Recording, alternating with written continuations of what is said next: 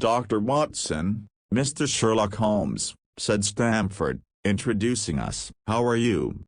He said cordially, gripping my hand with a strength for which I should hardly have given him credit. You have been in Afghanistan, I perceive. How on earth did you know that? I asked in astonishment. Never mind, said he, chuckling to himself. The question now is about hemoglobin. No doubt you see the significance of this discovery of mine. It is interesting, chemically, no doubt, I answered, but practically why, man, it is the most practical medico-legal discovery for years. Don't you see that it gives us an infallible test for blood stains? Come over here now. He seized me by the coat sleeve in his eagerness, and drew me over to the table at which he had been working. Let us have some fresh blood, he said, digging a long bodkin into his finger, and drawing off the resulting drop of blood in a chemical pipette. Now, I add this small quantity of blood to a liter of water. You perceive that the resulting mixture has the appearance of pure water. The proportion of blood cannot be more than 1 in a million. I have no doubt,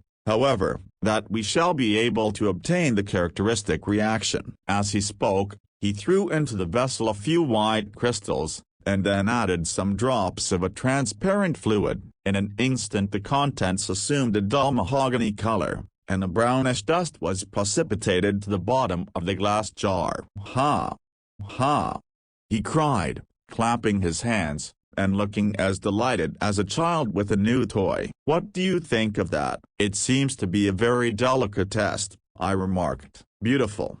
Beautiful. The old Giacomo test was very clumsy and uncertain. So is the microscopic examination for blood corpuscles. The latter is valueless if the stains are a few hours old. Now, this appears to act as well whether the blood is old or new. Had this test been invented, there are hundreds of men now walking the earth who would long ago have paid the penalty of their crimes. Indeed, I murmured, criminal cases are continually hinging upon that one point. A man is suspected of a crime months perhaps after it has been committed. His linen or clothes are examined, and brownish stains discovered upon them. Are they blood stains, or mud stains, or rust stains, or fruit stains, or what are they? That is a question which has puzzled many an expert. And why? Because there was no reliable test. Now we have the Sherlock Holmes test, and there will no longer be any difficulty. His eyes fairly glittered as he spoke,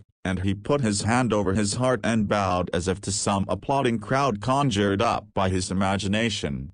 You are to be congratulated, I remarked, considerably surprised at his enthusiasm. There was the case of von Bischoff at Frankfurt last year. He would certainly have been hung had this test been in existence. Then there was Mason of Bradford, and the notorious Muller, and Lefebvre of Montpellier, and Sampson of New Orleans. I could name a score of cases in which it would have been decisive. You seem to be a walking calendar of crime, said Stamford with a laugh. You might start a paper on those lines. Call it the A Police News of the Past. Very interesting reading it might be made, too, remarked Sherlock Holmes, sticking a small piece of plaster over the prick on his finger. I have to be careful, he continued, turning to me with a smile, for I dabble with poisons a good deal. He held out his hand as he spoke, and I noticed that it was all mottled over with similar pieces of plaster, and discolored with strong acids. We came here on business, said Stamford, sitting down on a high three-legged stool, and pushing another one in my direction with his foot. My friend here wants to take diggings, and as you were complaining that you could get no one to go halves with you, I thought that I had better bring you together. Sherlock Holmes seemed delighted at the idea of sharing his rooms with me. I have my eye on a suite in Baker Street, he said, which would suit us down to the ground. You don't mind the smell of strong tobacco, I hope? I always smoke ships myself, I answered. That's good enough. I generally have chemicals about, and occasionally do experiments. Would that annoy you? By no means. Let me see what are my other shortcomings. I get in the dumps at times, and don't open my mouth for days on end. You must not think I am sulky when I do that. Just let me alone, and I'll soon be right. What have you to confess now? It's just as well for two fellows to know the worst of one another before they begin to live together. I laughed at this cross-examination. I keep a bullpup, I said, and I object to rows because my nerves are shaken, and I get up at all sorts of ungodly hours,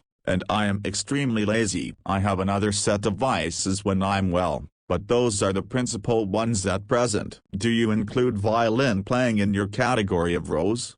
He asked, anxiously. It depends on the player, I answered. A well-played violin is a treat for the gods. A badly played Onia. Oh, that's all right, he cried, with a merry laugh. I think we may consider the thing as settled. That is, if the rooms are agreeable to you. When shall we see them? Call for me here at noon tomorrow, and we'll go together and settle everything, he answered. All right, at noon exactly, said I, shaking his hand. We left him working among his chemicals, and we walked together towards my hotel. By the way, I asked suddenly, stopping and turning upon Stamford, how the deuce did he know that I had come from Afghanistan? My companion smiled an enigmatical smile. That's just his little peculiarity, he said. A good many people have wanted to know how he finds things out. Oh, a mystery is it? I cried, rubbing my hands. This is very piquant. I am much obliged to you for bringing us together.